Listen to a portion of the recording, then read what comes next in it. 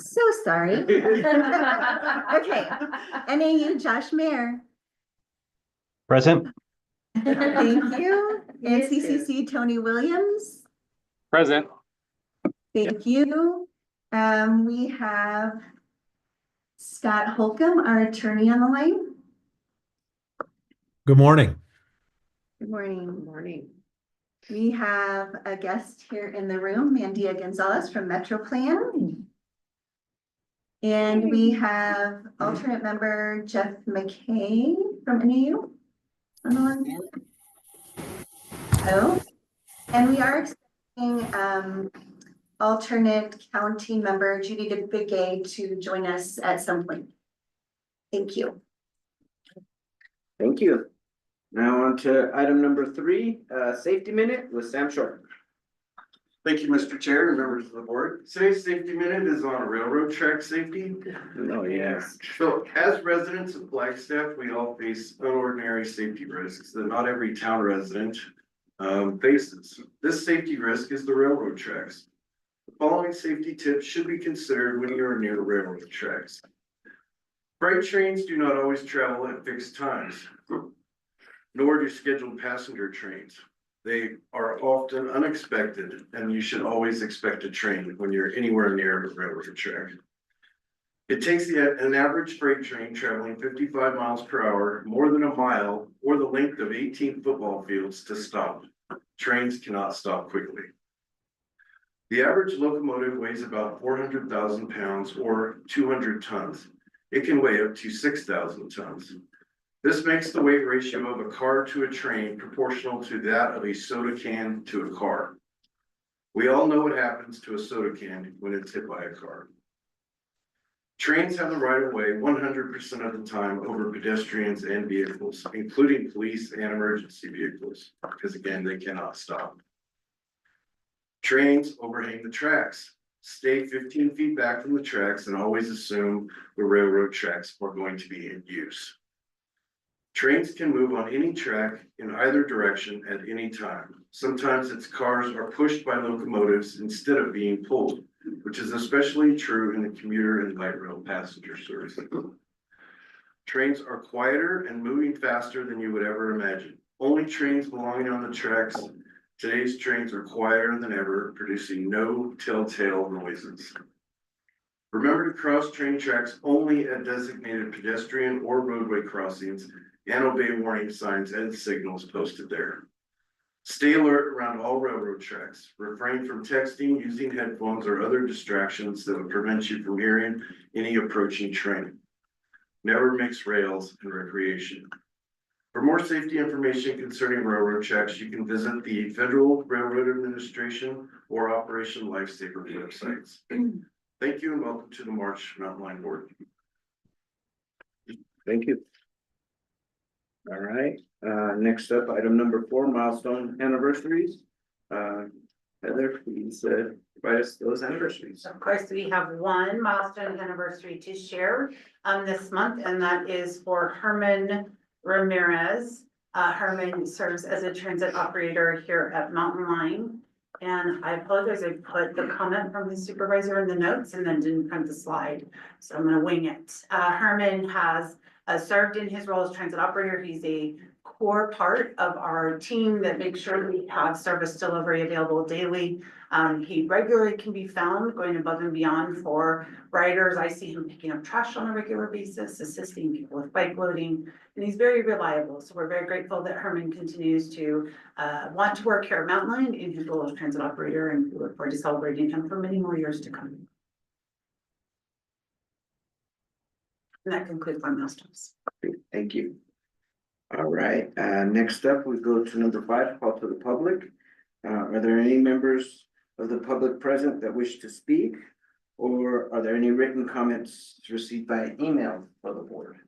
So we have no members of the public here in person. We received one public comment via email, which specified the fare free item. So we can read that into the record when we get to that item on the agenda. Thank you. Okay, thank you. In that case, now we move on to approval of the minutes. Are there any changes to the minutes that are recommended? Any board members? No, okay, in that case, can I get a motion to approve the minutes? So moved. So moved. Thank you, we have a motion by member Matthews and a second by member Sweet. All those in favor? Please indicate by saying aye. Aye. Aye. Didn't ask if there was any discussion, Okay, good, just making sure, following protocol. All right, next up, the item has passed, we'll move on to number 7. Vulnerable roadway users plan presentation, Mandia Gonzalez, from Metro Plan. Please. Take the podium. All right. Good morning, Chair, members of the board. Thank you for this opportunity to present today. For those of you who don't know me, my name is Mandia Gonzalez. I'm a transportation planner with Metro Plan. Hopefully you are all familiar with Metro Plan, but I do want to point out that one of our, thank you, Tony. I do want to point out that one of our values is to get to 0 deaths and serious injuries. So we will discuss that more in just a second. Excuse me today, a little frog in my throat. So I wanted to provide some regional context as we look at the data trends. Metro Plan's boundary is 525 square miles. This includes all of the city of Flagstaff, as well as a small portion of Coconino County.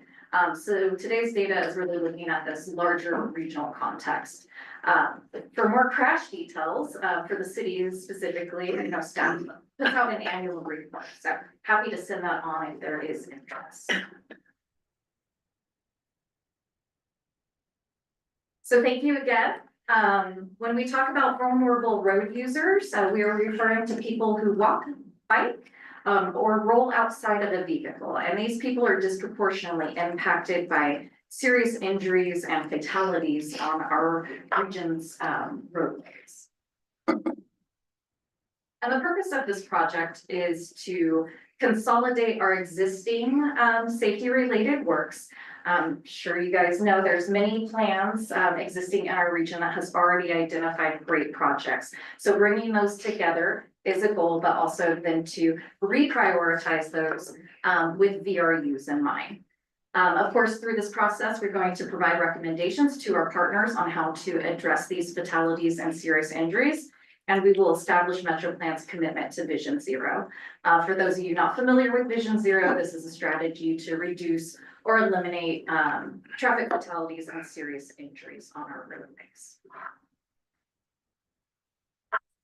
All right, so this planning effort has multiple purposes for us. I'll go through these really quickly. Obviously, we're going to look at countermeasures that can improve safety in our community, identify quick build, low cost improvements that lead to immediate change on our roadways.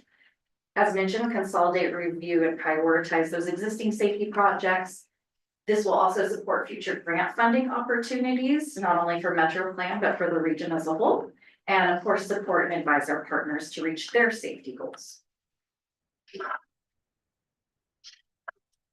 All right, so let's start with a little bit of national context and the state of Arizona.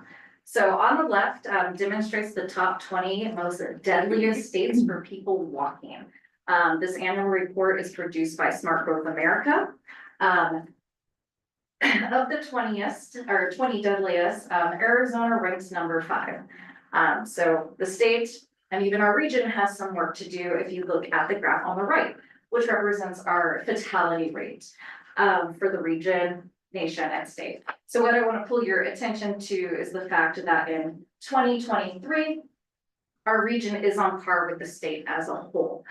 So we have our fair share of work to do in improving transportation, both regionally and as a state. I have a question. Yes. What, 2021? Yes. The Flagstaff deaths dropped immensely. What do you attribute that to between 21 and 22? Sure. So we had a peak. Everybody had a bit of a peak coming out of COVID, and then it kind of became a baseline, and then we have that sharp, well, not sharp for us as much as the nation as a whole, but we are starting to see a decline in fatalities. What's not shown here is serious injuries. Those have actually been inclining. So I think there's some more information on that here to come. Luckily there is that downward trend.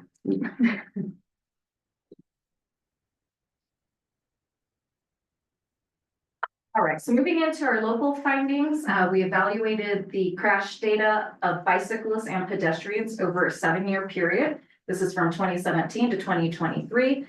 This data is provided by ADOT as part of their crash reporting system. It should be noted that, the crash data is a tool and there are certainly challenges and limitations with the reporting of this data. For example, we found a slight deviation in some of the data. So some of these numbers might change a little bit over time. But really what this is getting at is the trends of our community. So over the 7-year period, we saw 489 pedestrian and bicycle crashes in our region, 27 pedestrian fatalities, 8 bike fatalities. 28% of pedestrian crashes resulted in a serious injury or fatality. And 18% for bicyclists.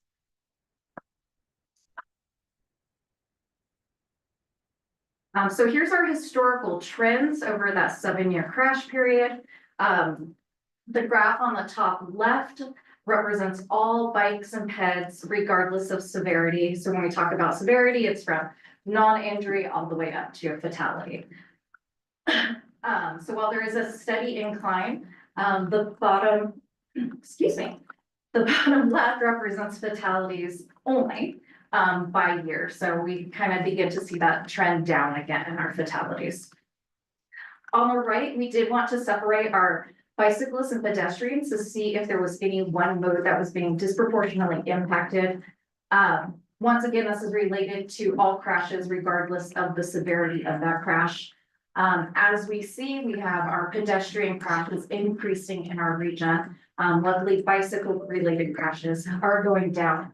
In terms of pedestrian crashes, this is a national trend for all of us. So things to look out for. Things to look towards working on. So as we attempt to reduce or eliminate these serious and fatal crashes, we wanted to also get a sense of who's being impacted. So ADOT's crash reporting system provides gender and age. So on the left, we can see that men are primarily impacted by these vulnerable road users, serious and fatal injuries. Looking at age, we wanted to investigate any trends. As a nation, it is reported that the 55+ community is seeing a substantial increase in serious injuries and fatalities. However, here in Flagstaff, our trends are opposite, with 18 to 34-year-olds experiencing the highest number and percentage of those serious and fatal injuries. So the younger demographic, may represent the fact that we do have a state college and community college here. This type of information really helps us to target our audience. If you're familiar, MetroPlan just recently released our Safer People campaign. So this allows us a little bit more detail on who we need to target and understand the behaviors of these groups as well.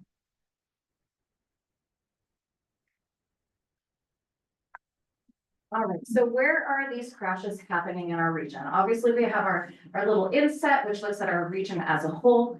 Given that, Flagstaff is our urban area, obviously we are going to see more crashes, more opportunities for roadway conflicts.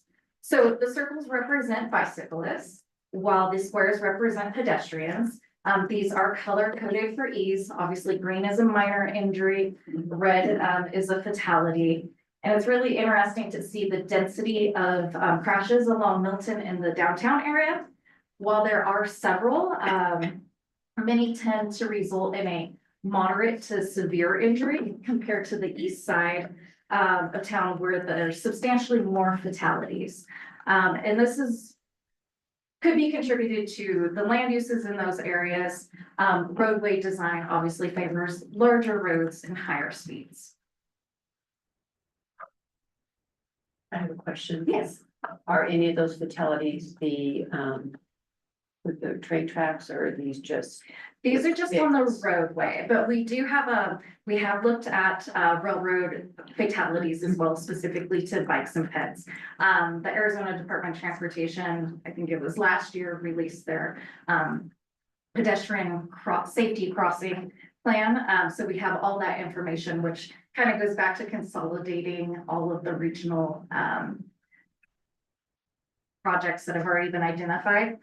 So that way we can look at those intersections when we're looking at other areas around the track. All right. So looking at specific places where these crashes occur, we do have some interesting results. As discussed earlier, pedestrians are disproportionately impacted by these traffic crashes, especially while crossing the road. 58% of these crashes are just trying to get from one side of the road to the other, whether it's in a marked crosswalk or a non-marked or just mid-block. In addition to looking at these areas in the infrastructure, we also needed to get to the why are these happening at the crossings. And there are kind of top 3 contributing factors. Number 1, vehicles just aren't yielding at intersections and crosswalks for these folks. Bikes and peds, are crossing the roadway where it's convenient for them. And then third, this one's really related to our bike lanes, is shown as item number 3. These folks are being struck by the bike lane or by vehicles, or due to riding the wrong direction. So this information not only provides us with identifying those countermeasures at crosswalks, but also kind of going back to that education component of explaining to drivers, yielding, explaining to pedestrians the proper ways to cross. And a surprising one is that the bike's riding the wrong direction. So we have some education to do there as well. All right, so MetroPlan is in the process of using these findings to identify strategies to support these action areas, which we'll go through in just a minute, and those future project recommendations. So we've taken all of this data, both quantitative and qualitative, through our public outreach, and are taking that information and moving it into these action areas, which will inform MetroPlan's policies and priorities. All right, so through that data and outreach, we have identified these 5 areas: reduce potential for conflict between users, slow vehicle speeds, encourage safer practices among people of all modes, improve our data collection and analysis, and support institutional commitments to Vision Zero. So these actions will really help us to prioritize those projects and investments within a 2 to 5 year period. So getting back to that, immediate impacts to our transportation safety. Like mentioned, a lot of the existing safety recommendations from the various plans are really large projects that are going to take time to fund and implement. So really focusing on what can we get on the ground sooner than later. All right, so we started working on a new data set. So I'm just going to give you a quick overview. As seen, this does relate to one of our action areas as identified in this planning process. We've developed a risk exposure assessment, and I'll show you a little screenshot of that here in a minute, but it's really to help us understand those safety risks related to infrastructure design. Understand those influences on being exposed to a crash, determine if there's higher risk impacts in our disadvantaged communities. We were going to use this tool to score prioritized projects on our roadways. And this is a little bit more of a proactive than reactive tool. So it gives us a little bit sense of where do we need to focus our attention on.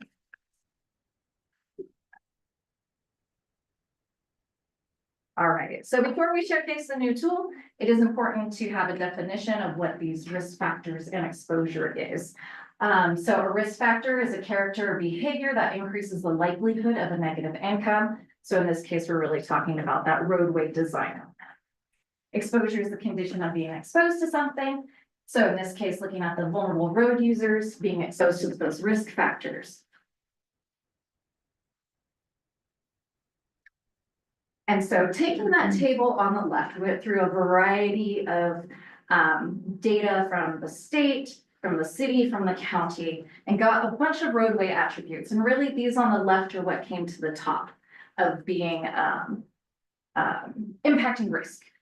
So this map is online. I'm not going to get into it too much, but this map is online and available for folks to peruse.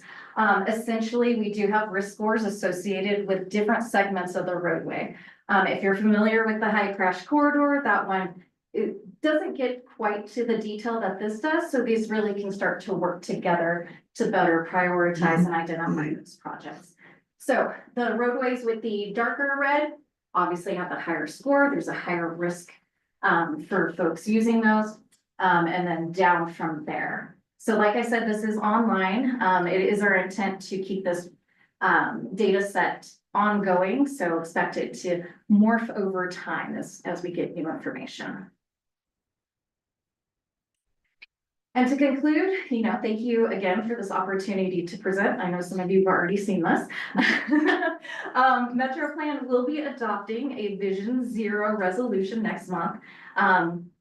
This will help to inform our organizational policies, develop those strategies, and to lead to those prioritized projects and programs. So happy to answer any questions. Any questions? Great. Thank you so much. Thank you for the Appreciate it. presentation. Appreciate it, good job. All right, next, we need to go into executive session, so do we need to vote on it? Yes, so I want to be clear, I'm proposing that we go into executive session to talk about the personnel issue and the fiscal year 2024, audit that is due. Per my email earlier this week, so that's my proposal that we do that now through executive session. I did want to just pause this to Scott and wanted to make sure that we're okay to do this. Yeah, Heather, I don't, the personnel matter is not noticed, isn't it correct? It is not noticed. It is an emerging issue. If it's a personnel matter, you have to give, 24 hours notice and opportunity for the personnel to be determined whether they want this discussion in the open or executive session. So this is related to the fiscal year 2024 audit. Can we have an executive session to discuss that? Yeah, you can have an executive session related to the audit. Is that referenced on the agenda? Is that on the agenda? It is not on the agenda. You really need to have that type 24 hours notice of if you're going to do something that's not on the regular agenda. I mean, we have on there that we can go to executive session. That doesn't cover it. If it's not, you can go to the executive session if it's an item that is on the agenda or related to items that are on the agenda. Okay. All right, so we will need to then put that on a future agenda as your advice. Yes, or you can also call a special meeting to do that. And that, virtual can be a special virtual meeting.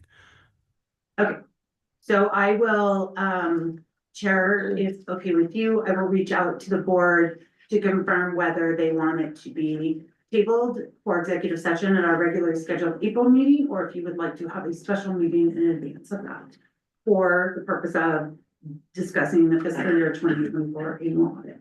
So I'm curious to hear what other board members think. And I'll just put in my personal, I think, based on if you think this is something we should address sooner rather than later, then I'm okay with the special session. But if it's something that can wait, then I'm okay with putting it into the exec. But I want to see what the rest of the members thought. I would like to get this discussion going sooner than later. Me too, with the exception, and I shared this with you yesterday, there was some action planning that was gonna go on. I'd like to be informed on what that is, and maybe you could bring that up at a different meeting. Or we could wait a couple weeks and have that all together.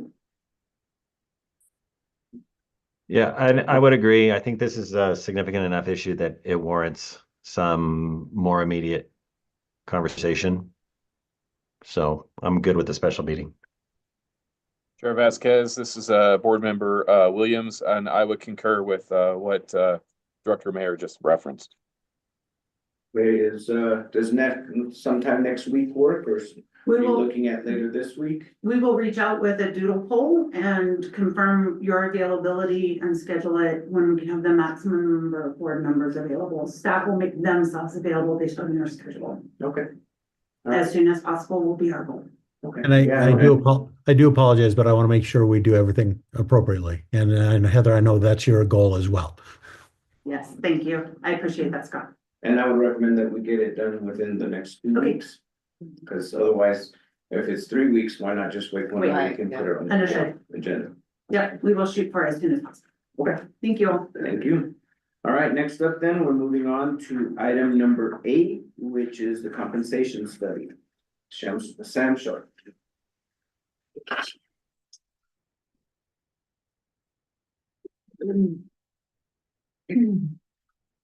Sorry. Good afternoon, Mr. Chair, members of the board. Sam Short, I'm the workforce director. As mentioned in previous meetings, Mountain Lion is currently conducting a compensation study, and Transpo and Mercer is conducting that study for us. Mountain Lion conducts a compensation study every 3 to 5 years. Our last compensation study was done in 2019 and implemented in 2020. We do a compensation study to make sure that we stay competitive in the local job market, as well as follow our compensation and classification policy. So Mercer recently gave us some high-level preliminary information, and we thought we would share that information with you, with the board at this time. Just for informational purposes, the operation or the transit operators and operations supervisors will not be included in any of the information I give you today, as they were not thought to need a pay rate change for the study due to the raise they received last July 1st, 2024.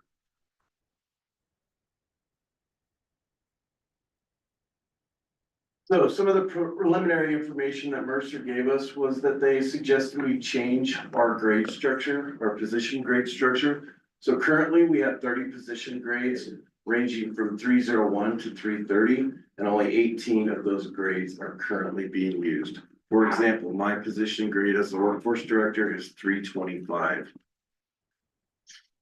The suggested position grade change that they're asking us to do is to reduce the number of position grades to 16, because we obviously don't need 30 since we're only using 18 currently, to 16, and that the range would be from 401 to 416. So for example, currently I'm at a 325 in the current grade structure. I would then be moved to a 413. Because the number of positions in the current structure does not correlate directly with the suggested grade structure, approximately 6 to 8 positions would have to be regraded according to market data.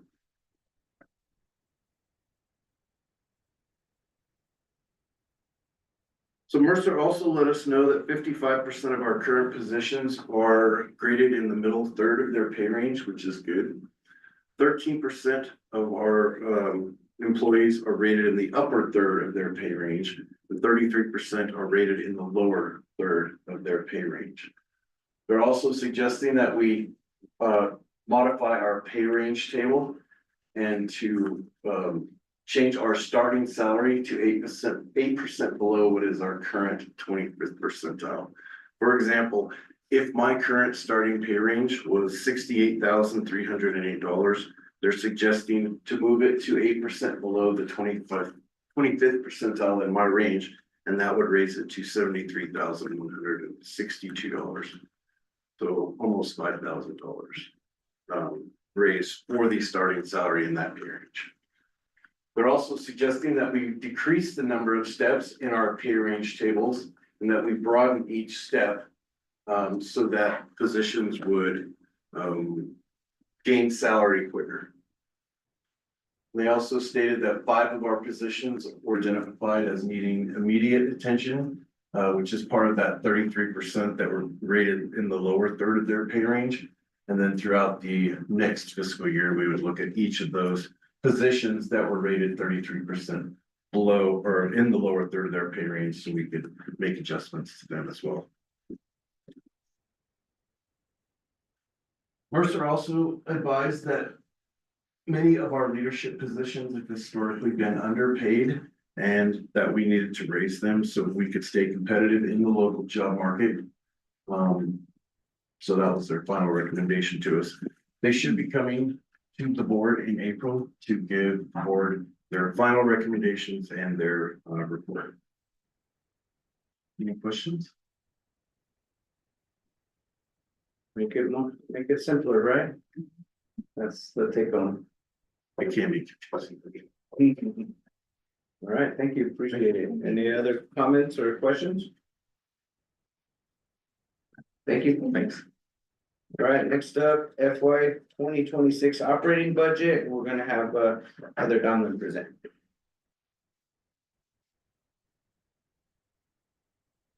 Good morning, members of the board, Chair Vasquez. So thank you for allowing me to present the 2026 operating budget. So this is step 2 of our, what I call 4-phase budget presentation. We did workforce budget already. We're going to talk today about operating budget, and still to come will be the capital budget. And then the final will be talking about revenues and how we're going to pay for all of these expenses.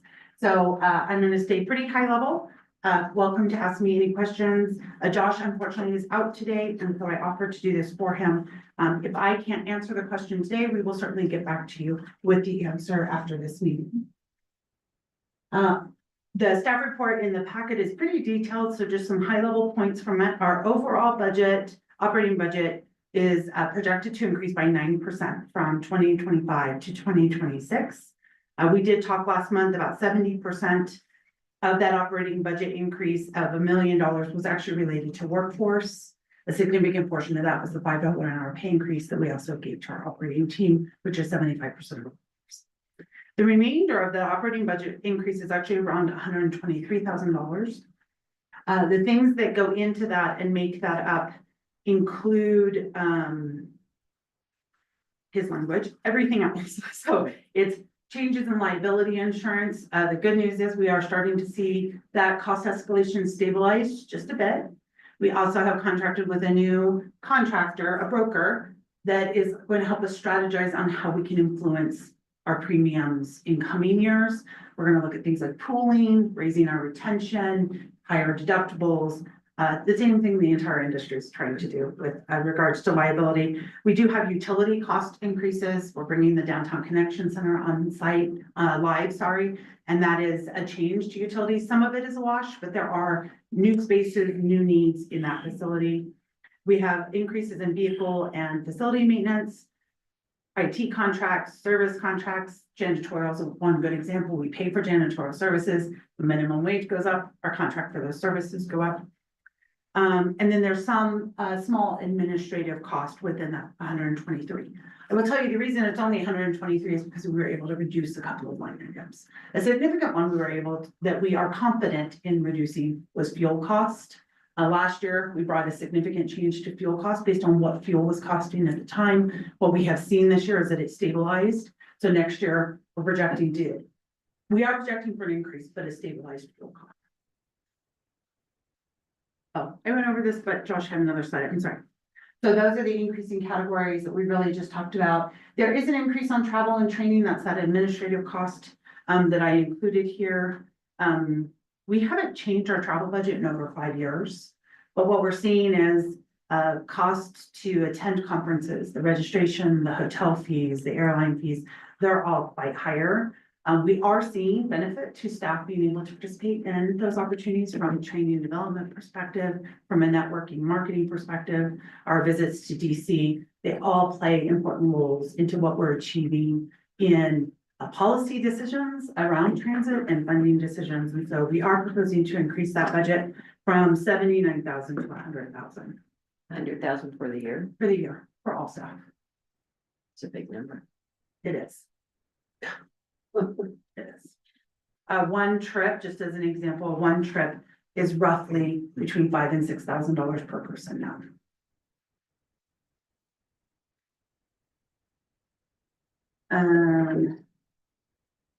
And this is the last slide, cost, zero emission bus operating cost is still being developed, but it's still trending lower than hybrid. And I know we're gonna talk about zero emission versus hybrid, but I want to be really clear, the 2026 budget did not include bringing any new vehicles online. So it was related to our existing fleet. The vehicles that are potentially on order would be delivered at the end of 2026. So that's not factored into this budget.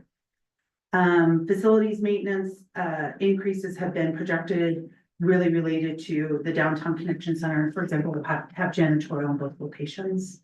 We have light bulbs in both locations. And then we have seen a reduction in banking and merchant services fees, really related to alignment of our, relationships. Instead of having multiple banking relationships, we've narrowed down to one. We've changed a couple of service agreements so that, we were able to take advantage of reduced, cost in those services. And I think that was everything related to the operating budget, but again, I'd be happy to try and answer questions. Jackie and I can also follow up with you on any questions you have that we don't have an answer to. Are there any questions or items for discussion about the operating budget for 2026? I have a question. Yes. So, on these different categories, I will call them line items because sometimes they're grouped. Yes. Will we be getting numbers and then more information on each one of those? You will Or just receive a narrative? line by line budget as part of the budget adoption request in June. And generally, we try and give you that line by line budget as part of the May packet as well. So that you'll actually see fuel as a line item by program. You'll see travel as a line item by program. Those are just two examples of but you receive a full line by line budget, all the revenues, all of the expenditures. We do roll them up because sometimes it's easier to talk about them as broad numbers than singular numbers. I mean, administrative cost for paper may have gone up $26 until we rolled that into another line. So the like this. information before we adopt the budget, but will we get it in time to actually make any changes if the board decided they So- want changes or? Yes, our goal is to give all of that to you in May. And I can change the language to our commitment is to give it to you in May. Because yes, we want you to be able at that May meeting to provide it. So you get it with the packet in prep for the May meeting. So that in that May meeting, we can address your concerns and if needed, modify it before we ask for adoption in June. Sounds good. Apologize, it was less than clear. Good, thank you. Are there any other questions or comments from board members? No? Okay, in that case, thank you for that report. Next up is item number 10, biannual performance report. Busy Collins, please. Thank you. Just gonna do it. Yeah, great. New clicker, exciting day. What's up? So I'm gonna present a ton of data today. Please interrupt me with questions, if you have them at any time. So what we're looking at here should be familiar. This was, adopted some time ago as our main metrics for performance. So I'll start with these and then I'll move on to the strategic performance, KPIs, key performance indicators. So just looking among the various modes of transportation that we provide. Please note that the actual are the left three columns. So we're looking at FY 23, 24, and then the July, December, we're only looking at a half year of current FY 25. And then the right three columns are goals. And so our goal for FY 25 is a full year, whereas I'm showing a half a year of ridership data. So just please note, like the total trips on fixed route bus, we should be about halfway. We're about there. And that's what we're looking for. So I'm going to start with fixed route bus. So we're not, like I mentioned, we're not quite at 50% projection, but we've already had a 10% increase over last year. We have resumed full service for routes 2 and 4 in August of 24 and full service for route 10 in January of 25 here. System wide, we're at 72% of the normal or pre-COVID ridership. And again, the passengers per hour is deceiving, so it's broken out. Or rather here, it's all combined at 22.95, so about 23 riders per hour. But that changes depending on the time of day, the route that you're on. So for example, Route 10 is about 70 passengers per hour. Whereas most of our routes are more around 23, 28 passengers per hour. So it really depends across the board. And then also peak times. So like morning and afternoon times, we're having a lot more passengers per hour compared to our middle of the day, end of the night service. Please. So, passengers per hour, that's on all the routes at one time. Yeah, And we have, how many routes? we have 9 routes. Yeah. Yeah, absolutely. And if you would like more on riders per hour, our website does have that broken out every month, so you can see, if you're interested. Let's see, moving on to demand response, the light blue boxes. So we have both paratransit and microtransit. They both are similar to taxi service where they're providing origin and destination service and only operate when trips are requested. These services are commingled using the same mountain line vehicle and driver, and trips are grouped together as a shared ride for efficiency. However, paratransit service is an eligibility-based program for people with disabilities who do not have the functional ability to ride fixed route buses, either permanently or under certain conditions. And microtransit is it's pretty fresh since FY 22. It's open to the public, general public, supports our more vulnerable community members to access needed services in the Huntington industrial area. And so paratransit, you can see, we've had a 46% increase over FY 24, definitely coming back strong in our paratransit service. That's still only 72% of pre-COVID ridership. It's weird that that matches fixed route. But they seem to be at about the same recovery rate. Microtransit. I have a question. Oh, please. For those two, what do you attribute that to, that only 70% ridership pre-COVID? So I think it's some of our vulnerable community members, paratransit, individuals. They're not gonna go out if there's a spike in communicable diseases out there. We definitely see kind of dips in ridership in the winter time. And I think just the slower recovery rate has also been part of the various day programs coming back into service to draw them out of the house. I think just a lot of factors going in there. Great question. Thank you.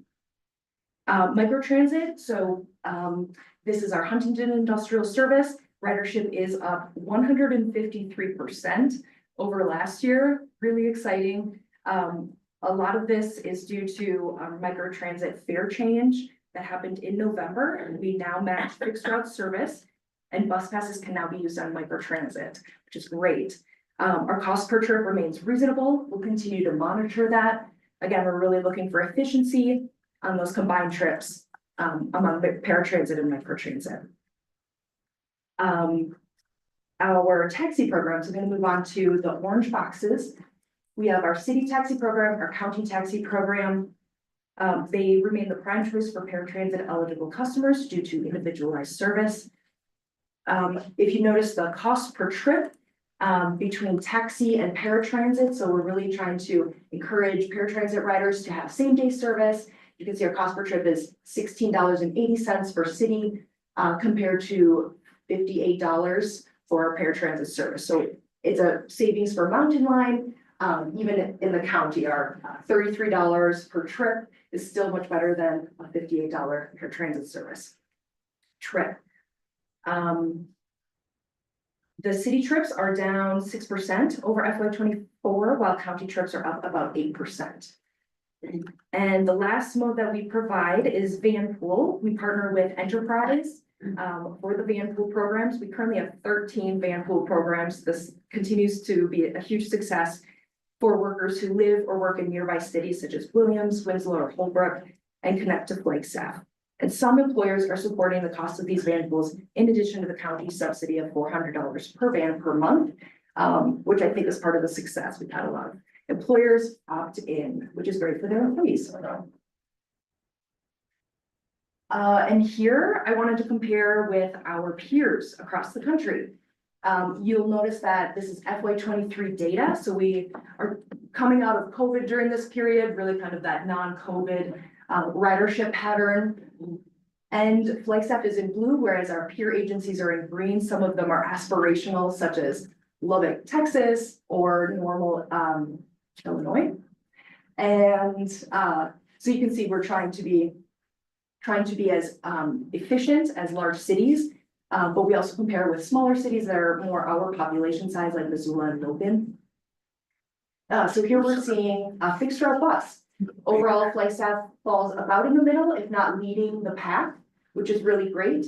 That bottom right box, boardings per capita, is number of boardings divided by the population of that area. So for Tucson, it's very large, but we're kind of matching Tucson for a really large city of boardings per person, which is really exciting to see.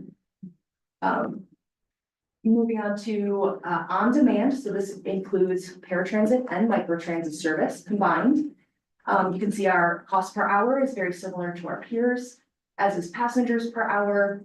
Boardings per capita is a little lower compared to peers, but we do have a smaller service area for microtransit, similar service area for fixed route, just kind of interesting comparison there. And then boardings overall, smaller than our peers. And then here we're looking at van pool. Tucson's the only peer agency that has a van pool program, so they're the only ones we're comparing with. But you can see we're doing really well. Tucson has a very strong van pool program. And I'd say we're just as strong, if not stronger, which is exciting. Right, I'm going to shift into key performance indicators, KPIs for the strategic work plan. For those in the room, we do have the strategic plan on the wall over there. So, you know, I'm matching our strategic plan goals on the left to the goals in the plan. This is our scorecard. I'm going to dig into each of these. Starting with on-time performance, we are down compared to our goal across the three modes, bus, paratransit, and microtransit, that we provide service for our drivers. However, we're still working on that, definitely trying to adjust some schedules as we go into the August service changes, try to just improve what we can. There's ongoing training by Sam and his staff. So really trying to get to that 95%. Residents who are more likely to be dependent on transit have access to the most frequent service. We're really looking forward to seeing that change as Prop 488 goes into play. And I wanted to bring up the transit app rating. It's not currently a KPI, but I think it is a fresh stat that we can continue to see how service excellence is going on the streets in our buses. And so you can see we did see an increase compared to last year. So we definitely like to see that. Stewardship of resources. Our emissions is compared to that full year goal. So we're currently at 50, I wrote it down. There we go, 35 tons of emission saving from our electric buses alone. That's equivalent to 8 cars off of the road. And our goal is to reduce by 57 tons in this year alone by June 30th. And we are on track to do that. I did also want to mention emissions saved by people riding the bus. That does only apply to 28% of riders without a vehicle. So we're definitely saving a lot more emissions, but we're only tracking people who could get in a car versus getting on the bus. Investing in Mountain Line workforce. So we're definitely seeing an increase in our performance evaluations completed, which is key. It's really important for staff to know how they're doing and make sure that they're continuing to perform excellently for the organization. Our employee engagement score is down 1% compared to our goal and the results of last year. Not bad. And then trainings and job changes demonstrate our focus on developing employees and leaders within the organization. Enhancing safety culture. We're not quite meeting our 40% goal of preventable accidents. We do continue to do the reoccurring training. There's been a renewed effort on that, hoping to see that in the data. Seeing that percentage of preventable accidents go down. Our total employee injuries is about midway through the year. Hopefully we'll not beat the last year's 7. And percentage of staff recognized with a safety award. We're really hoping that positive proactive measures will move the needle in the right direction, in addition to that reoccurring training. So just having more opportunities to recognize staff with positive measures and positive work that they're doing. And community engagement. This is our 5th of 6 goals. The money saved by bus riders is also just the riders that have a vehicle available for their trip. And engagement efforts that are ongoing, but we can't necessarily measure them and compare them year over year like engagement for Prop 488. So there's a few other stats on the last slide that are static. And this is our last goal, financial health. We are doing great with our local dollars, making sure to support operations, increasing our financial resiliency and our capital dollars. It does look like it was a drop from last year, but last year was exceptional. We had quite a large land match that helped drop those federal dollars. And increase our leverage on federal funding.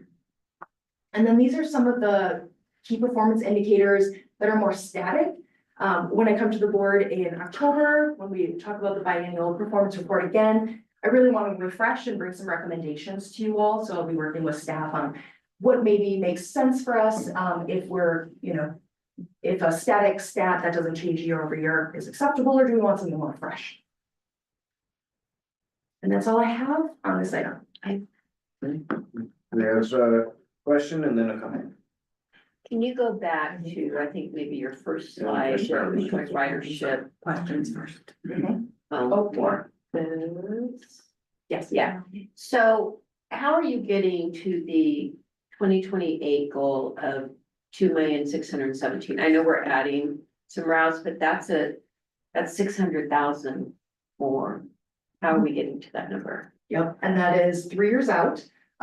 Definitely by continuing to have the frequency in place, or having our full service in place, and then some additional service that we're gonna see from Prop 488. If I may, it's also we are projecting that what we're seeing in growth month over month in this year will continue in future years. And that historically has proven as a correct methodology in projecting growth. In future years is to look at what was the trend or pattern in the current or prior fiscal year to project that out into future year performance data. Because it's hard to tell with that little UR screen sharing. But so it's 1 million more riders in the actual 2024. That's a big jump. It is a big jump. We'll see.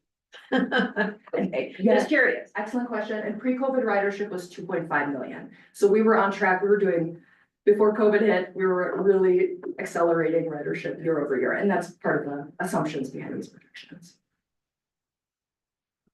Thank you. Thank you so much. We have Director Mayor, or Member Mayor. Thank you, Mr. Chair. Busy, thank you for your presentation. While you're on that slide, I know we consistently reference pre-COVID ridership and what have you, and perhaps, just for the purpose of having of the presentation, perhaps having that on the actual slide, that data on the actual slide might be very, very helpful, just so we have some understanding of the context. I know we have 23 and 24, and which shows some growth, but understanding how much changed, FY 19, I think it might be helpful just for context going forward, just to have some benchmark to compare against. So my question is related to the on-time service metric. A couple of slides forward. Yeah, that one. And I was wondering, I see we're at 82% compared to 87% on the bus, with our goal being 95%. I'm wondering if that 95% figure is realistic, just given the myriad of factors that might ultimately affect on-time service. I just wanted to get staff's thoughts on that as a benchmark. Absolutely. Thank you for that question. I would say that our current operations director agrees with you wholeheartedly, and we will be bringing recommendations to the board this fall. Thank you. I was just gonna remark on on-time performance. One of the things that changed between 24 and 25 is we also changed systems. So I want to note that we're getting better data because we have a better system. The system is more reliable in the data that we're gathering. It's more reliable from a trip planning perspective. I mean, we just have now a better connection through that system. But one of the things that we're going to be able to do, to Busy's point about, we're going to be talking about and bringing back a recommendation in the fall, is looking at what is controllable in our on-time performance measure setting versus a lump sum on-time performance. So like right now, we're talking with staff, and in their evaluations, we're talking about early departures, because that is 100% in their control, versus if you pulled into the downtown connectors center 5 minutes late, you're going to leave at least 5 minutes late. And is that on the driver's responsibility? And should that be here in our metric? So we're walking through all of those details, and I just wanted to add that as something we're working with our new provider, with our improved data, to actually improve how we measure this and set these goals. Thank you for that. It seems like since you have a new system, really right now, 24 to 25, we're looking at apples to oranges, and we really won't be able to know the performance indicators are apples to apples until Yes. next year when we have that new data on the new system. But I agree, I think it's Fuji's versus Granny Smith's. But yes, you are right. We will have better comparatives with reliable resources in that data set, yes. So just my other clarifying question is the number of riders, are we including the snowball contract? Yes, those riders are included in stats here. And are we gonna talk about? In April. Thank you. Right, are there any other questions or comments about this item? Yes. So the one I wanted to offer is Busy, and I did have a conversation earlier this year that, in fact, the goals are data sets that are being driven by other things that the board adopts. The financial plan, the budget, other things. What we actually want to bring back this year as part of the fiscal year 2026 budget setting and work sessions in June is that you actually identify and adopt our 2026 goals. I think that's a really important component, is that these were the goals that we're showing you, you never really adopted or set as goals. They are goals that we knew were outcomes based on data sets that we had.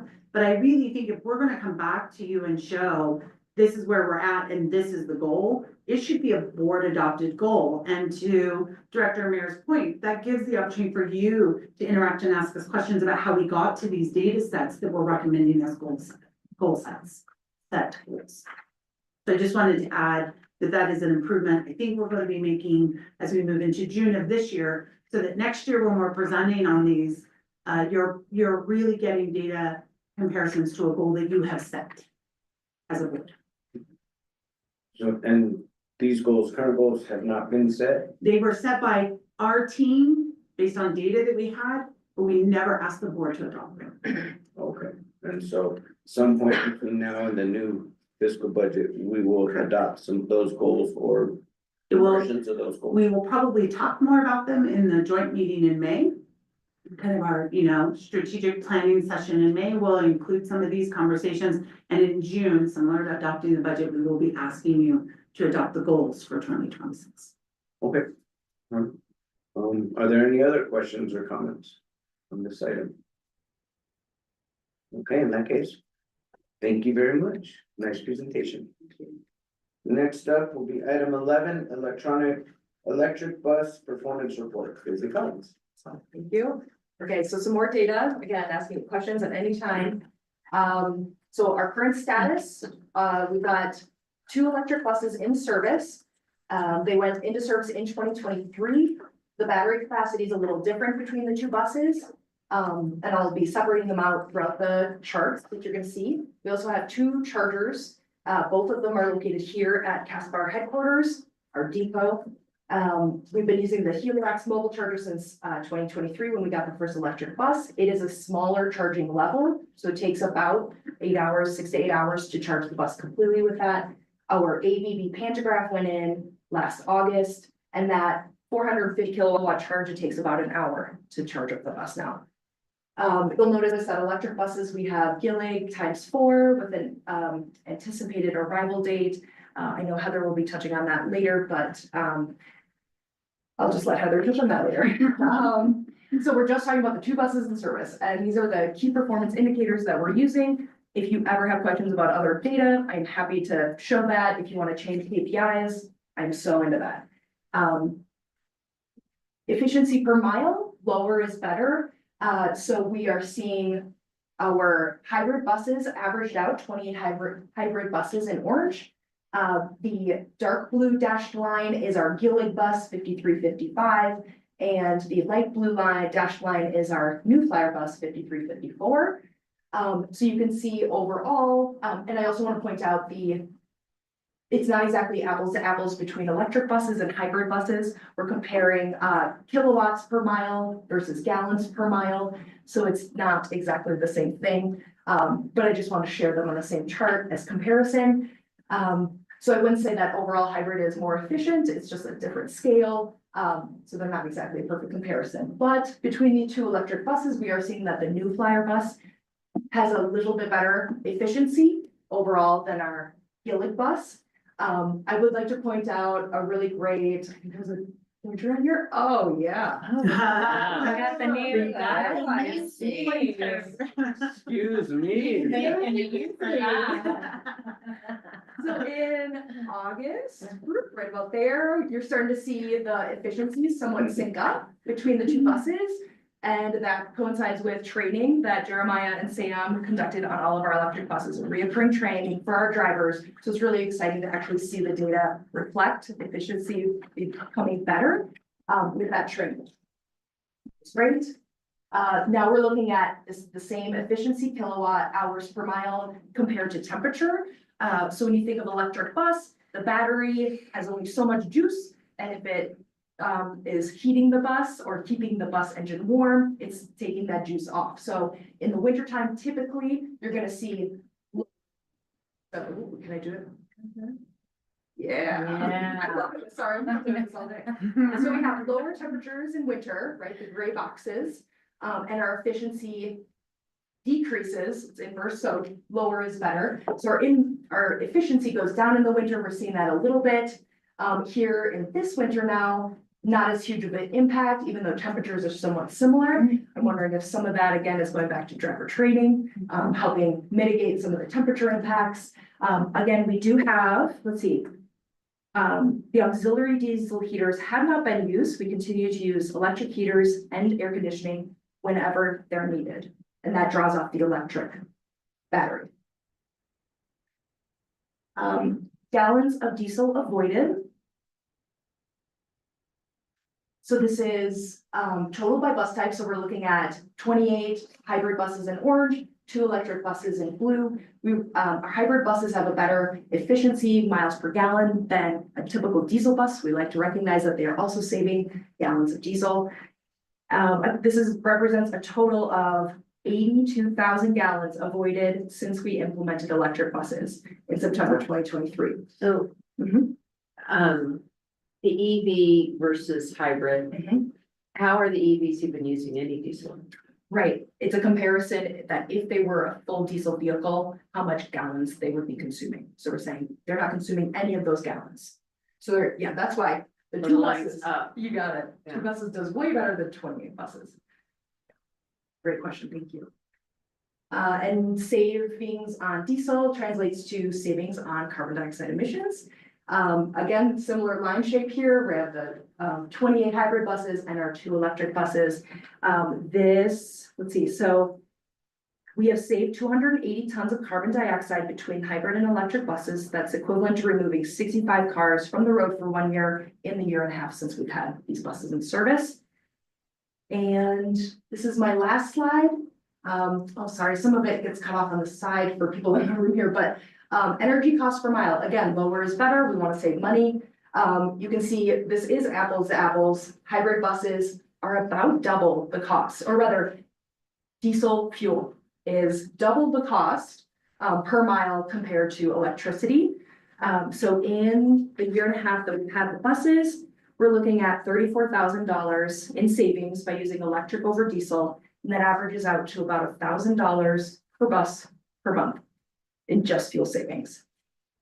And so fuel savings, you're taking the cost of diesel, the cost of electricity. Yep, and then dividing by the miles, so trying to get that like comparison.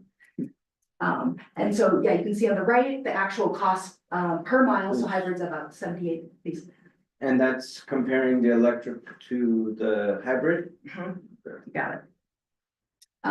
And so overall, even though our new Flyer bus had better efficiency, we're actually seeing a lower cost per mile because of so many other factors. It's in service a lot more often. We're having better regen on the battery on the Gillig bus. That's pretty interesting to see compared to New Flyer. So a variety of factors really help us drive down the cost between them, but it's not a huge difference between 39 cents and 28 cents per mile. What was the spike in July of 24? Yeah, it really draws the eye, doesn't it? So in July, we had both of our buses go down for some repairs. So they were both out of service for a lot of July. And that definitely drove the cost up a lot. So just lower miles, still charging electricity. And that's all I have for today. Welcome any questions.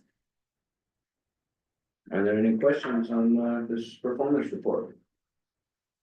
No comments? Well, looks like electric buses do save a lot of money, and I want to get there. All right, well, thank you. Appreciate it. I did a question with you before, which you made me think of. So do we have a metric? Because our electric buses cost us about $250,000 more, correct? So do we have any matrix that say, because we're still learning how the life of that, at least the battery is and stuff, like we're saving right now, but in the long run, net. I know our goal is emissions, but financially, Which is the better deal in Yeah. the long run? yeah. Absolutely. Yeah. Great question, and that is a consideration. So our ZEB plan, the zero emission bus transition plan that will be returning to the board in May with, that will have full lifetime costs, you know, including facility costs. There's 4 different breakouts. This is fuel. Fuel is one, facility, Insurance. right, yeah, just a whole bunch of different, I'm sorry, I'm just completely blanking. That's right. But yeah, full lifetime costs, the cost of the bus purchase, the procurement, et cetera, all gets in there and then we bring that back. Thank you. Yeah, thank you. Great, thank you. Appreciate it. All right, next up, we are talking about bus graphics and driver's barrier. Jeremiah McVicker. Thank you, Chair. Welcome, board members. Who here thinks we celebrate enough? Here we're just here to celebrate. So we have recently updated our graphics. So bus graphics typically only last about 7 years with the vinyl wraps because they're out in elements for about 16 hours a day. So coming time, ours are getting old. We need to replace them. We got such a high praise from our electric buses. We use that to model the new graphics. But you can also see the years have been rough on our buses. So from accidents, weather, we have updated them. We also had a major comment about the windows. So big customer complaint is not being able to see out the windows when they're driving around. And that cat perforated, it's the best image I could show you, just the difference it could make. So we have changed the graphics and we are currently in the process of rewrapping our whole 35-foot fleet. And this is what they're gonna look like. So we got all the graphics off the windows. The one that says, where do you wanna go? That's actually in a window that you can't see through. It's already, so. Nice. So this is what it's looking like, fully wrapped. So looks nice. Fun comment is the day after this bus got wrapped, a driver sent Heather a nice email saying, wow, our buses look brand new. And so just this little facelift makes a big difference. Hopefully this will increase those riders as well, draw people to the bus. So this is a fun little video that we got. I don't know if I can start it. Oh, yes, sorry. So this was actually given to us from our Gillig rep. They took this little drone video as we're getting delivered. I just like to show it because it's a good, shows you what our electric request wrap looks like and what we modeled the bus after. And in my head, it always plays a lot faster.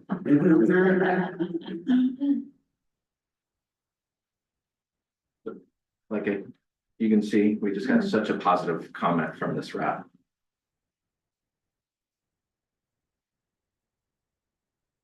I was trying to figure out what the white line was, but now I understand it, it's a cord. Yeah, and on ours, it's now a destination sign Okay.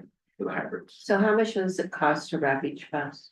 So it was in the staff report, it's roughly 7,000 per bus to remove the wrap and reinstall new. And how many buses do we have? We are currently rewrapping 22. That's a good 150. So Jeremiah, the 6 articulated buses are not being rerouted? Currently, no, so they still have a couple years of life in their wrap. So about 2 more years or a year now from start of the process, we will go out and start rewrapping those, and that's just because the 6 came in a little later. So in doing those now, that's about $150 something thousand. Do we have, I mean, I'm thinking back at the city, the city manager has a maximum he can do, like, did that come, do we approve that? So the way our procurement policy is written is that 100,000, any contract for a single item of 100,000 or more comes to the board of directors. But then the board also adopted a delegation of authority each June that allows me to approve budgeted and items that are already in our financial planning grants. So this did not come to the board for that reason. Next one is our driver barriers. So during COVID, to help with safety, our staff made our driver barriers, which did great to help limit the spread and also proved to be a great safety aspect of giving the drivers that distance in between riders and disagreements. Something I want to point out on this slide, just because it's really easy. They actually called out a small window for the drivers to actually interact with the customers, but it's kind of a knocker angle. So in updating, we actually got a bigger window that the operators can actually have better customer service through. It's not so distant. And it also improves air circulation. So the new doors went in. This is what they look like. As you can see from, it comes on right here, that whole window will actually drop down so the driver can interact with customers as needed. And then also at the bottom, you can see there's some fans and to increase the circulation and airflow to make the area a little more comfortable for the drivers. There's a better view of the inside for the drivers. Questions? No, looks good. I guess, you know what? I do have a question. You said the 6 that are gonna be wrapped starting next year. I assume they're gonna have the same design. You're not gonna upgrade any kind of design or anything on it? So at the moment, we'll probably fall in line with that same design, just made for the articulated. But if we get a bunch of public comments, it may guide us differently. It's not locked in stone yet. Okay.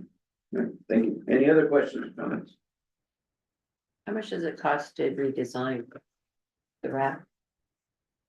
I would have to get back to you on that. So we have a marketing agency that we use for a lot of our graphic design work. So they are the ones who do all that and, you know, based on their hourly rate and how long it takes with, you know, back and forth and things like that. So I have to get back to you on that. Good to know. I mean, I think about it because my son just had some artwork redone for an event that our family's having. The t-shirts weren't the cost was the artwork to do it, so I just, good to know. And you say that's all in our budget, we already budgeted for this? Yes, and in fact, I think this, the barrier specifically, although we're not talking about it in this precise moment, we were able to use a safety grant to help with this project. And under the federal regulations, we have to use so much of our federal funding for safety and security, or we have to demonstrate we paid for it locally. And the barriers fall under that safety and security element. I wanted to just remark on the redesign. We had developed that redesign as part of the Go Electric. So modifying that for the hybrid was insignificant in its costing. If we have to go back to a drawing board with new designs, then it would be a much more significant cost. But again, that would all be part of then the budget setting process. It would be identified as a capital project. So. Yeah, the only real change is gender. Like the insignificant, it's just the plug changed to there and then the electric hybrid, so if you go back. So did not include the actual photo, Tom, did the video, sorry. Well, the only difference is that where that circle is Yeah. a plug. Yeah, Right, basically. so it was really minor Yeah. change. Any other questions? Is that supposed to represent hybrid? Nope, destination, is where you need to go, Mhm. so it's like a map. Okay. Pin. Good job. Rewrapping vehicles is one of our maintenance line items as well, so it is budgeted within our financial plan and on it's as a maintenance type line item, and I think Director Matthews, to your point, we would not necessarily bring that $150,000 as a budget, procurement for you to approve, because each individual budget, each individual purchase was not over 100,000. It's similar to we buy engines for a single bus. We don't necessarily bring that to the board. It just falls under that maintenance line item. And part of the reason why I'm curious is Mhm. because that is obviously something that the community will recognize and notice. And for us to have foreknowledge of it when they're like, well, how much did that cost, or why did you do that? And, not having that information or having the information is helpful. It's good feedback. Thank you. All right, are there any other questions or comments from board members? In that case, thank you for the Thank you. presentation. Good job. All right, next up, we are gonna be talking about replacement buses, and we have our CEO, Heather Donlin. So good morning again, and thank you for allowing us to add this item. I know it came out at the last minute. I have tried to put things from the staff report in the presentation, knowing that we also sent this out at last minute. I think that time is driving what I felt was the need to get this on the agenda. And I'll go through why I feel like this is a timely that I did put alternatives in here. They were not in the staff report. Apologize for that. In my haste to get it in the packet, I did not offer them to you in the staff report. But that's certainly your purview today, is to exercise any alternative to what staff is recommending. So our recommendation is that the board allows staff to change basically our order. We currently have an order for 6 battery electric vehicles that are grant funded through grant awards. I'm going to try and use my language carefully. We are asking permission to change that to hybrid instead of battery electric, because the awards are not obligated, and obligated funds are at risk if they are associated with a list of items that our new administration is deprioritizing in its federal funding conversations. So this directive that came out on March 12th is the reason that this conversation has come up. So in the staff report, I highlighted some important words that drew our attention with this directive. This directive came from the US Secretary of Transportation. They announced that they would be doing an audit of unobligated awards. So want to just pause for a moment and explain. When we competitively apply for federal funding, we get an award notice. We have to, at some point within so many years of that award notice, obligate the funds. And obligation means that the Federal Transit Administration takes that award, pulls money out of the Highway Trust Fund, and says it is now your money to spend, and we're going to manage it through this grant management system. So every award we have has 2 steps. award, and obligation. So this directive targeted unobligated federal awards. So we did get past the concern that even if you, at one point it was if you had awarded and obligated that focused on these priorities, you were gonna lose that money. They have stopped that conversation. We are seeing our reimbursements be funded, et cetera. But because we have these 6 buses, we have other projects that are unobligated. But this is specific to the 6 buses because they are EV vehicles and EV is targeted in this language. We really feel like now is the time to reconsider this. And I want to say, Jackie and I were just in DC. We were in Washington, DC from March 4th through March 6th. We met with our entire Arizona delegation. We were fortunate enough to meet with someone from the Department of Transportation in DC, which we've never been able to do in the past. We met with several officials from the Federal Transit Administration staff in the DC office as well. We came home feeling very positive about the direction we were going to be able to go next with some of our unobligated applications. So this really shocked us. And the first thing I did was I reached out to Bob Holmes. I think all of you know Bob Holmes from Nexus Consulting. He does a lot of our legislative work in DC as well. He ushers a lot of our grant applications through the process. And I asked him, how seriously should I take this?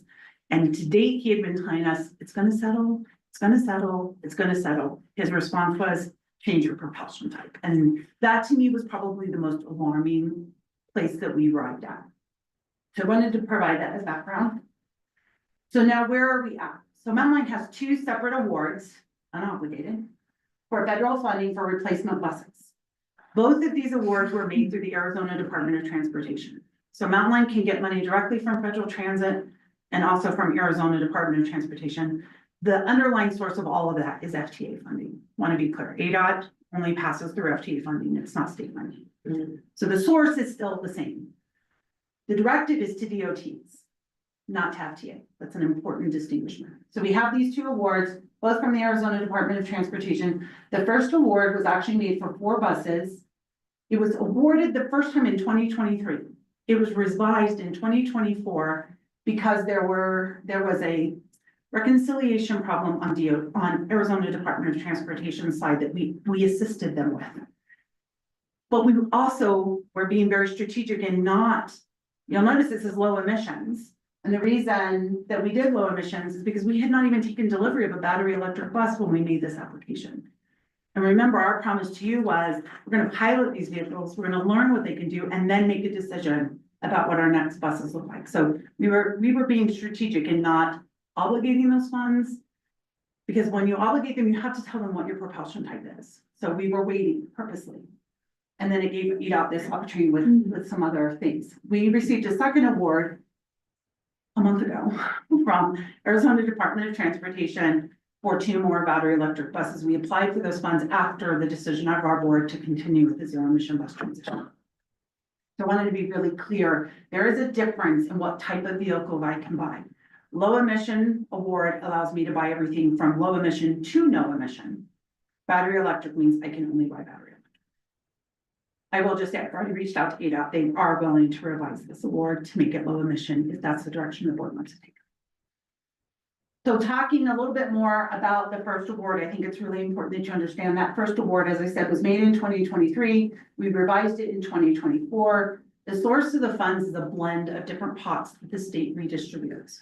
So it's 2020 money of both Section 5307, which is Urbanized Area Formula Award, and 5339, which is Bus and Bus Facilities. When we apply through ADOT, by the way, all of these are competitive applications. None of this is an entitlement money to Flagstaff based on our urbanized area. It also included 2021 5339. One of the reasons I wanted to demonstrate this for you is because both of these pots have expiration dates. And when I say expiration, if we don't obligate our money within a certain time frame of the annual budget appropriation of these funds, the funds lapse, go back into the Highway Trust Fund and get redistributed. So for example, 5307, we have 5 years. So basically the year of apportionment plus 4 to have the funds obligated. 5339, we only have 4. Year of apportionment plus 3 years. Both of these pots of money will expire in September. So if we don't have an obligated application approved by the Federal Transit Administration by September, These funds will lapse, we will lose the opportunity to use these funds. The second award was just made. It is 2024 money, which I think gives us a lot of flexibility, and we're going to talk about that in the alternatives. Because these monies are not immediately at risk.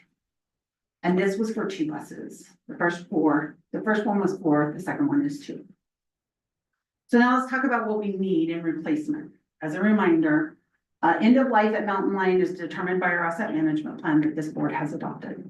That asset management plan uses 3 major factors: the age of the vehicle, the miles placed on the vehicle, and then the cost of maintenance. FTA allows us to replace vehicles based strictly on age and mileage. We have gone one step further in our asset management plan to say we're also looking at cost. Because it's not necessarily how old the vehicle is or how many miles on it, it's about how it performs and what it costs us to maintain that vehicle. And as a question, so the first award was awarded in what year? 2023.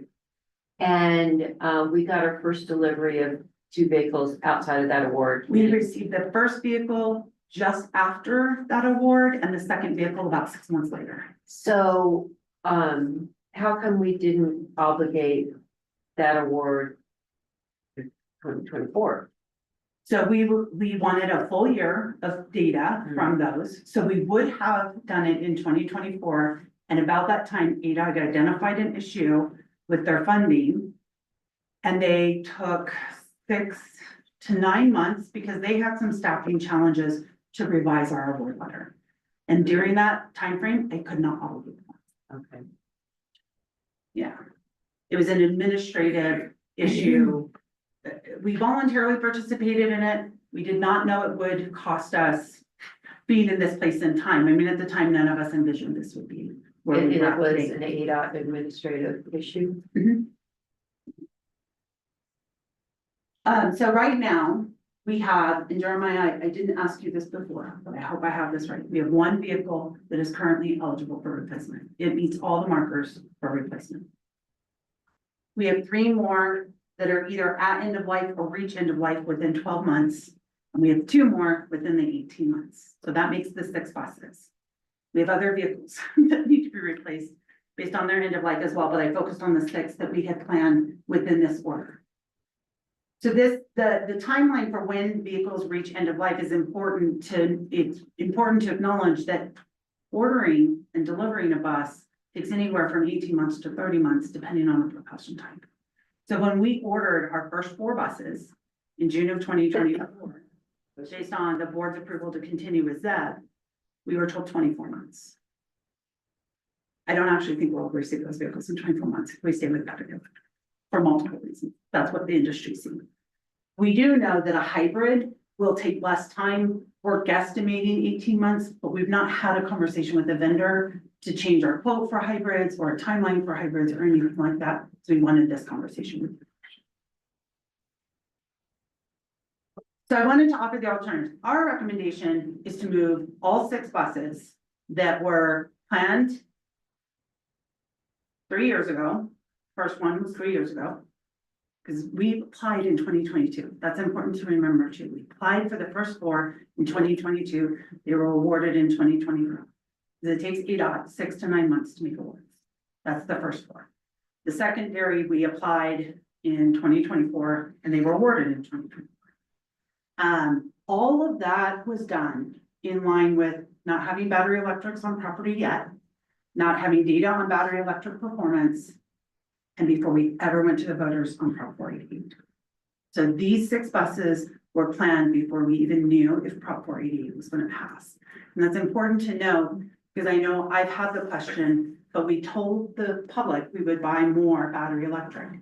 And this does not mean we won't continue pursuing that long term. This is a stopgap to ensure we secure these funds and the replacement vehicles we need time.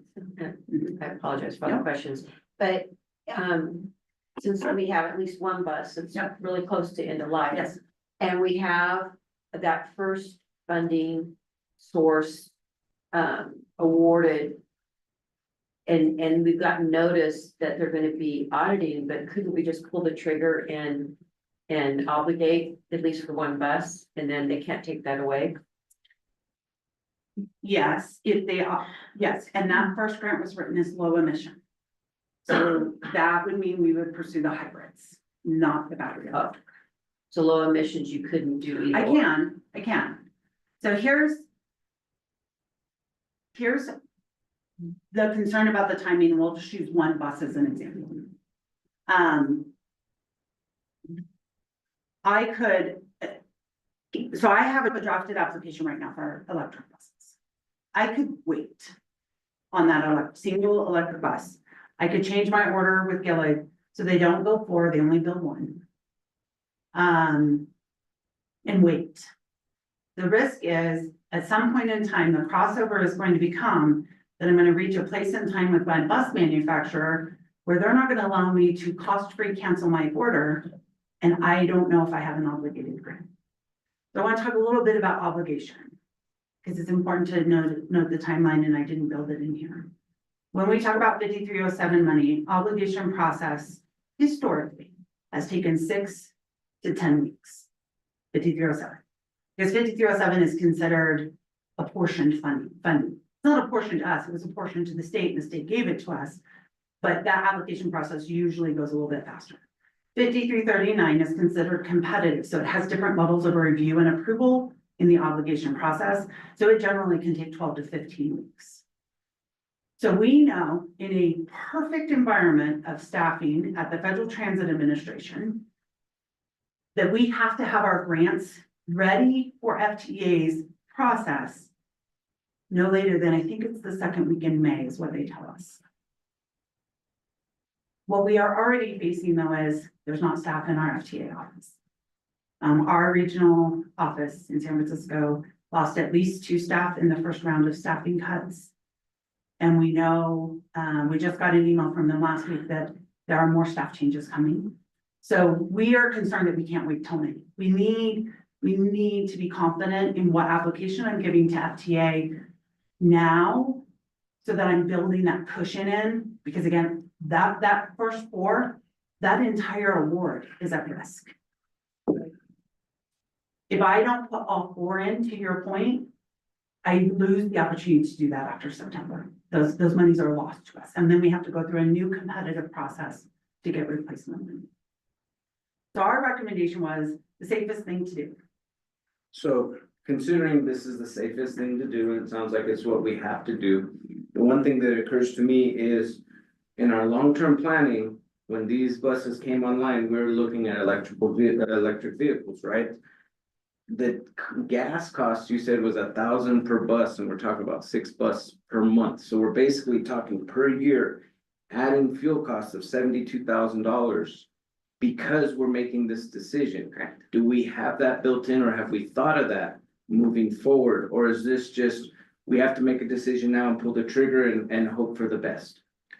I have not gone into our financial plan and changed from electrification to fuel. And I want to explain where in my mind, I don't think that's necessary for today's discussion, but if you think it is, we can come back, right?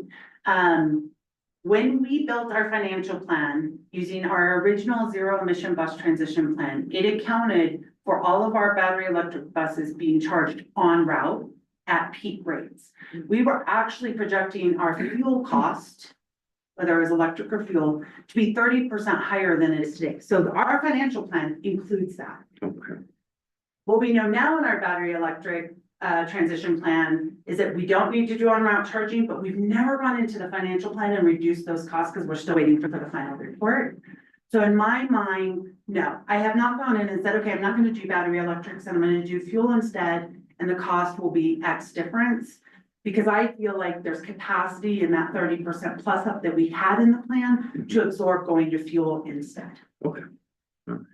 But if you'd like a fine pencil on it, we can certainly. No, I just wanted to make sure that that was taken into account, is that we're talking about $72,000 worth of fuel a year that might not have been planned for. So some other costing things to acknowledge is hybrid buses, insurance wise, are cheaper than battery electric. They have less risk associated with them than battery electric. If we continue buying I'm trying to be very careful, because I'm not trying to tell you battery electric is wrong. But there are benefits cost-wise to the hybrids, and I feel like we have to acknowledge that. So insurance is less. If we continue with battery electrics, I have more chargers to buy. We had a grant application in through Senator Kelly and Senator Sinham's office of $2.1 million for electric charging infrastructure, which, by the way, we know we're not getting now. But that just gives you an idea of the additional capital cost to the vehicle itself. So you acknowledged earlier, an electric bus versus a hybrid, we're estimating about $250,000, the difference between the two. So the increase in cost in fuel costs be offset by other things that are cheaper. Potentially. There are other cost savings in our financial plan if we go with the hybrids. I do not think buying hybrids is more costly than the battery electrics, not in operating, not in capital. Long-term, battery electrics will cost us less in maintenance, less in fuel. But to see that, you have to be far enough down the road in the transition to really achieve those savings, and we're not there yet. So this is not in my mind, this is not a big setback. This is a temporary Extension of secure the transition. money that we have, get the replacements that we need with the technology we know works well in our community. I want to say that I'm not asking, I don't believe it would be appropriate for us to look at CNG. Because we don't have a CNG building, we don't have CNG fuel. That's another low emission type that some properties are going back to. We know hybrids work here. We know our batteries last well here. We built an environment that they last well here. That said, you have my recommendation, but I did want to go over, there are alternatives.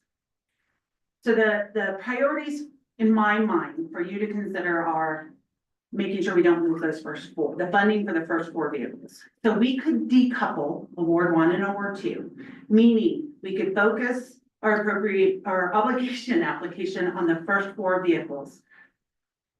Get that awarded, change our order to hybrids. That's what the funding was for anyway. And do that. Wait on the second 2 that were awarded most recently. Meaning those funds are not going to expire anytime soon. We could see a shift back to electrification.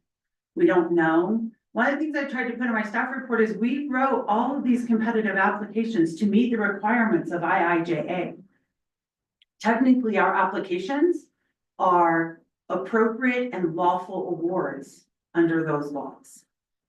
The big debate is whether or not these directives are lawful. So we could wait for somebody to determine they're not lawful, which has been done with a couple others.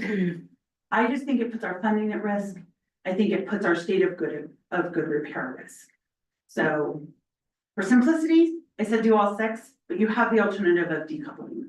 We could have 2 grant applications instead of 1. We could have 2 vehicle orders instead of 1. What's the vehicle life for the hybrid? So the federally required useful life is 12 years. Again, Mountain Line does not just use the federal life. Our oldest one is 16. Our oldest is 16 now. So- 17. There are other things I did not explore in the staff report. If we take these 12 vehicles, or sorry, these 6 vehicles with a 12-year life,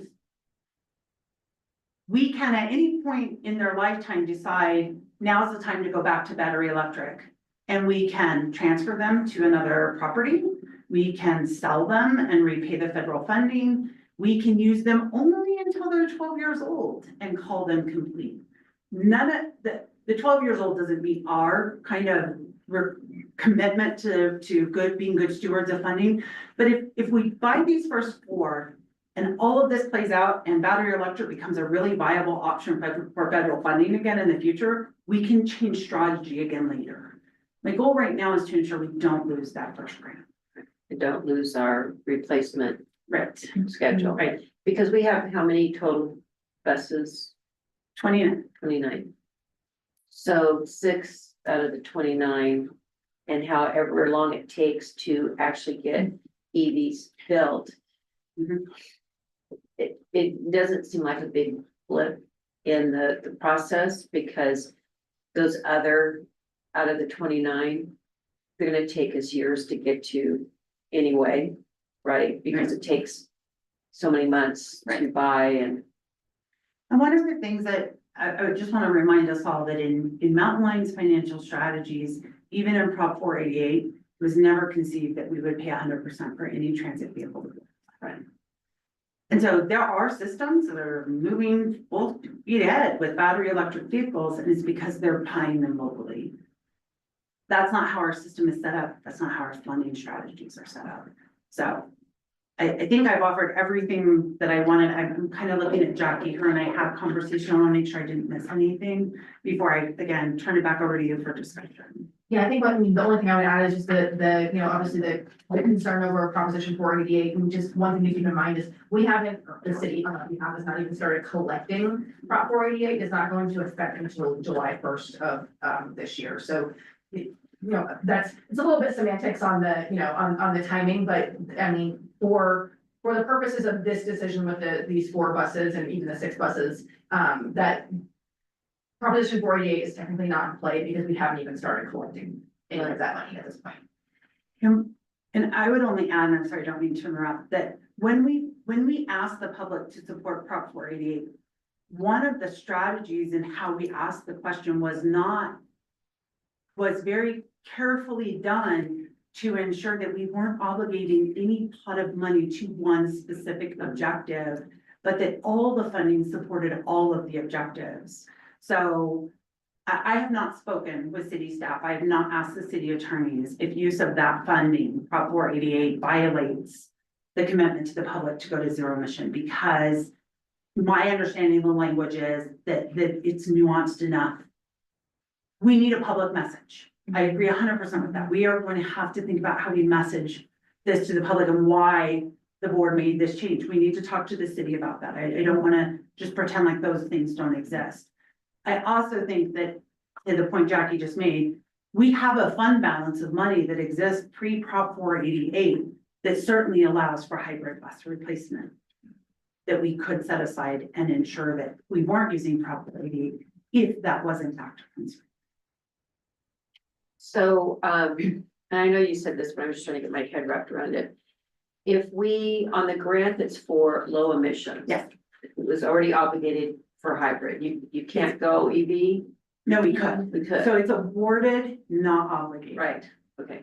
And then the second award is only for electric vehicles. It currently says it's battery electric.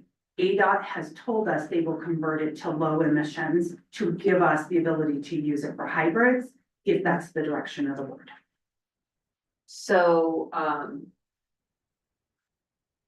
it's awarded but not obligated, Correct. and it takes how long to get an obligation on the second? Anywhere from 6 weeks to 15 weeks in the best of conditions. It's all a paper process. So it's a gamble. It's either we approve all the 6 hybrids, we do 4 and 2 hybrid and wait for the electric. And we risk possibly losing the funding for 2 vehicles. Not for several years. The funding for the 2 vehicles, we have several years before that funding is at risk. It's more about the timeline for delivery that becomes effective if we Because we need them. Josh just got his. I have my hand up first. Sorry. That's fine. So it's funny, I was on the phone with Bob this morning and I forgot to ask him about this. I was talking about something different. So I texted him. He's not getting back to me. I have a feeling what he would tell me is what you're saying, Heather. I don't believe that things are going to change to make me want to do the 4 and 2. I think we do the 6. I'm admittedly not a gambler, like I want the sure thing. I don't think the political environment is going to all of a sudden work in our favor. And let's just get this done and move on. I mean, I'm very frustrated. I want to publicly say that. I'm frustrated for us and our community, and we were going a direction and now this like throws a huge curveball. But given the information and given what Bob is saying and what you're saying and our timeline, I just think we do the 6 and kind of reassess after that.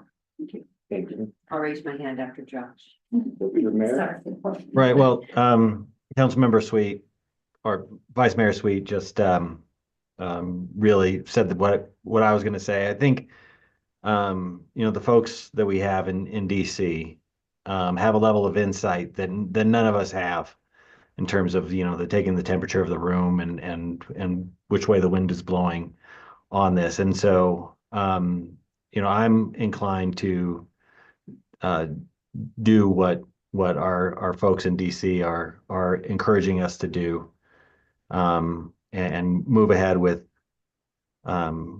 changing the fuel source. I think it's important to know. I mean, we can opine and we can think about what's going on, but we just don't have that same level of insight. So. And I guess my questions just continue to try to gain understanding. I keep looking at the 5339 funding, right? 5339, is that what it is? And they're just auditing stuff that expires. Like, if we put in an order for an EV vehicle on that funding, that was for EV vehicles only, although ADOT said they would change it. If we did it now, while things are being audited and it's already halfway in the process, is there a chance, I mean, maybe that's a Bob question or ADOT question, if we submitted right away? Because then it's kind of in the middle, right? It's awarded, but not obligated, but what if we start the obligation process, will it get clawed back?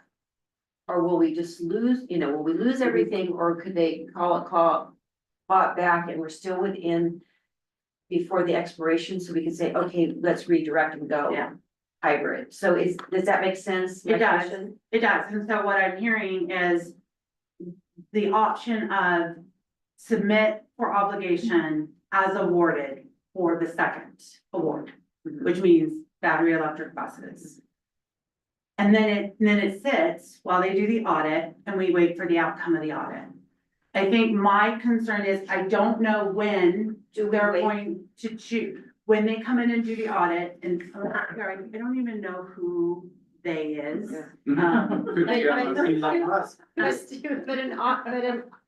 submitting for the obligation, does it have to wait for the audit? Yes. So Yes. the notice said freeze on any battery electric. funds, Okay, unobligated freeze. with EV and EV charging in the award. I got it. Okay. Yeah. And so if we submit, here's the thing, that money is not really at risk from a lapsing perspective. It's 2024 money. So we are in year 2 of the 4 years available for that money.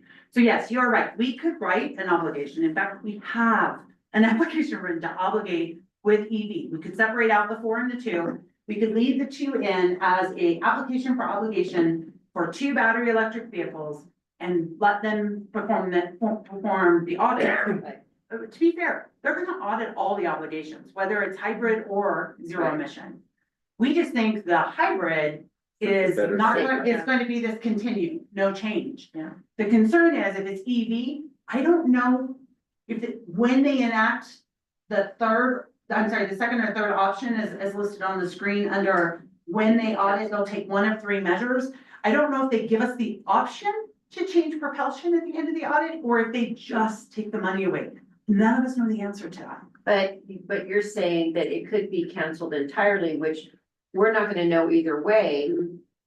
Cause it takes, if it's all frozen. If we wait, I'm trying to put it together, so if.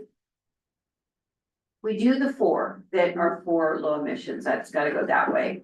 And if we wait for the other 2, it wouldn't.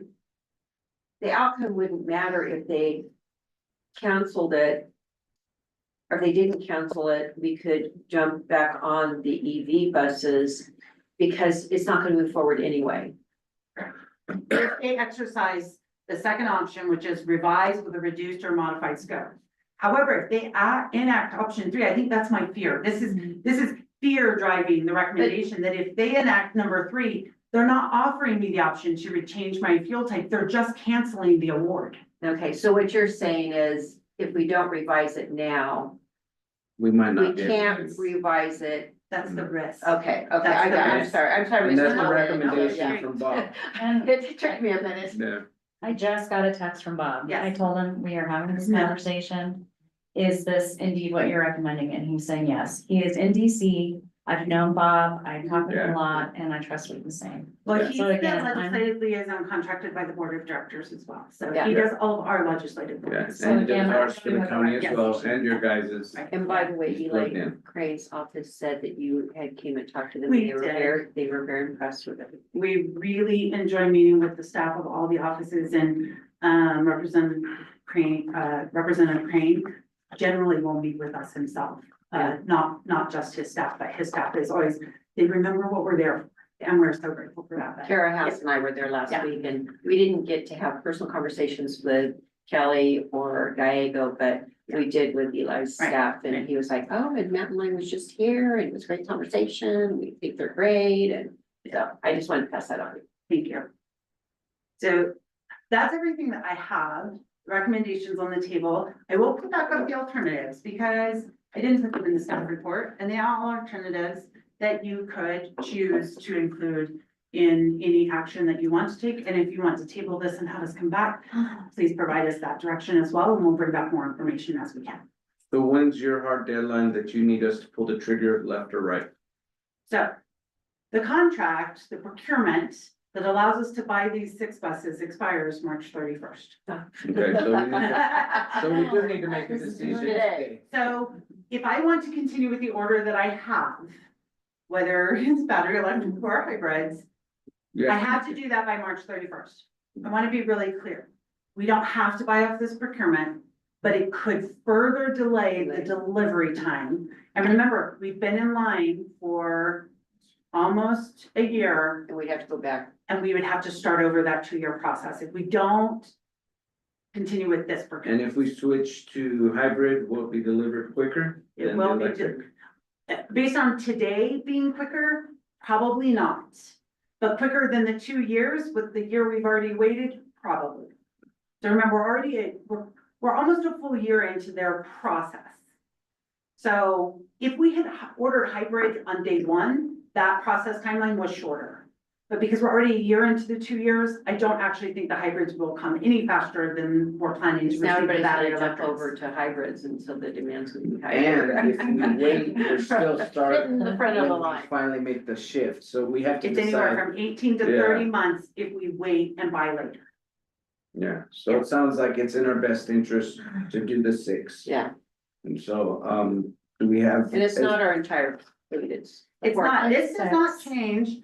We are going to update the zero emission bus transition plan. We will continue to pursue grants as they are made available. But when we write our competitive applications, we craft them very carefully to have the language that is put forth in the laws of how you will be competitive. Yeah. And if EV is not the language in the notice of funding, it will not be in our application. Our goal, though, will be to continue talking with you, our board of directors, with the city of Flagstaff, our partner, to be sure that we make these decisions based on current conditions whenever the notice of funding are announced. There will be no notice of funding until probably, well, it will definitely be after. Because they just signed a continuing resolution, which means there will be no notice of funding released as part of the continuing resolution. There will be apportionments, but not notice of funding. So it will probably be a year before we see any new notice of funding. And then we'll be talking about reauthorization. We'll probably have clear guidance on what is lawful and unlawful in some of the directives. And the good news is Jackie and I are at the table on the reauthorization conversation. And we'll bring an update on that as well then. Sorry, veering a little off. Okay, then, in that case, do we have a motion to amend our application to a total of 6 hybrid vehicles instead of electric vehicles? So moved. I'll second. Okay, we have a motion, we have a second. Is there any discussion by any board members before we vote? I'm not happy about this. No, I'm not I either. stated. Well, you again.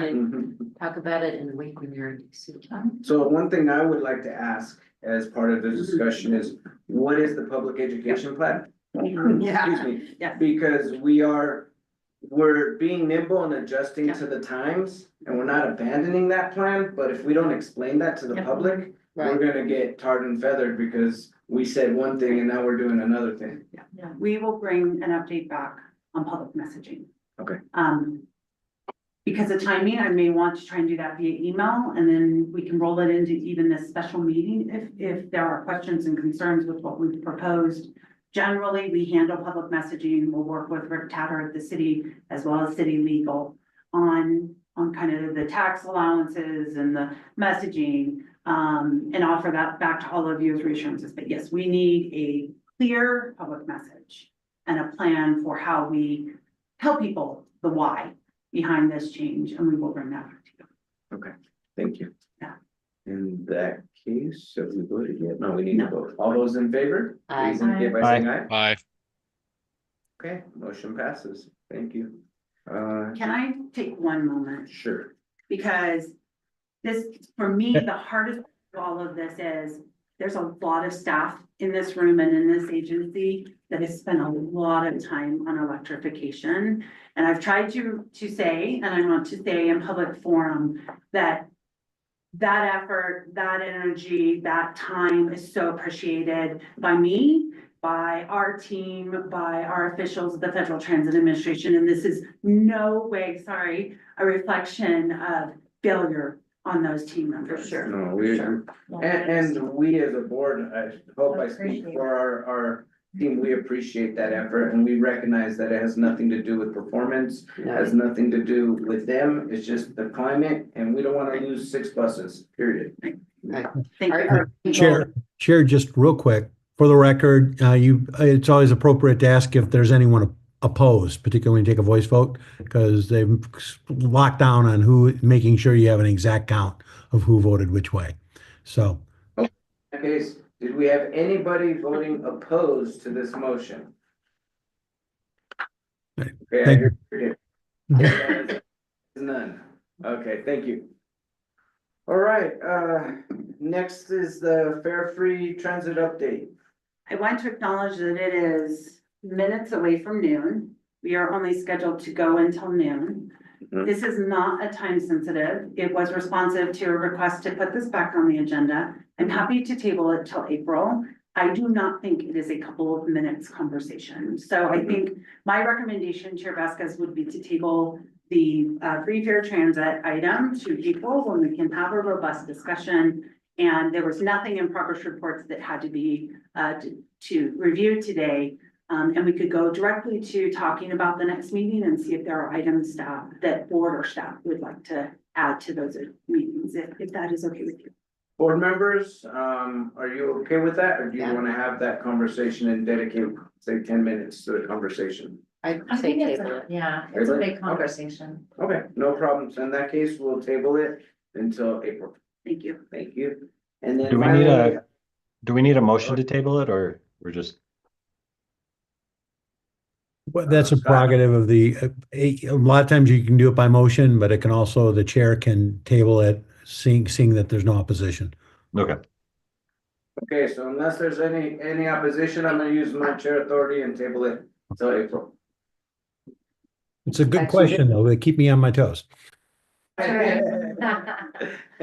Okay, so Heather, I'll pass it on to you for progress report so we can close on. Well, briefly, I just want to share anniversaries, and mostly because a couple of these people in the room. Izzy Collins is here with us. She gave 2 reports today celebrating her 6th anniversary at Mount Point. And Jackie Leonard, Deputy General Manager, celebrating 13.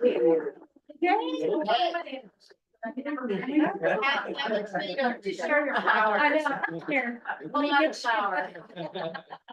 Don't want to overlook Bernice Tooley's anniversary, 26 years with Mount Point. She was part of the team that was here. I know when I interviewed for my job, and I've learned so much from her. She continues to be just this really robust leader within our organization. And Phil Parrish on the bottom, 2 years as a transit bus operator, and Matt Kimmons on the top right, also transit operator, celebrating 4 years. So It's thanks nice for to giving me a see few years years. behind the transit operators. It is.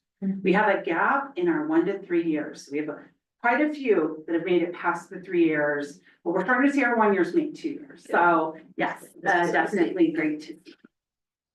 And then I will write up a formal report on our visit to DC and share more information on how that went what are our strategies with those visits so that you can understand when we go. I know we've been talking with Chair Vasquez about potentially joining us when we go in the fall.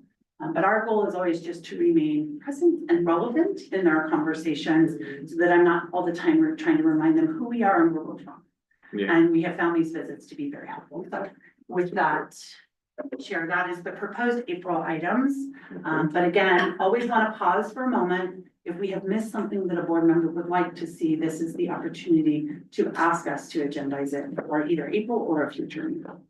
The only thing I don't see on there is the free fair conversation. Right, we just tabled it. Yes. We didn't type that up yet. I know, I'm just pointing that out for the Yes, thank record. you. Absolutely. So, Great. all right, well, thank you, everyone, appreciate it, we'll see you next month, except we will be having a special session. Yes, within soon. 2 weeks, and you'll see information today about dates and times so that we can get that confirmed as soon as possible. Okay, great, thank you, everyone, meeting adjourned.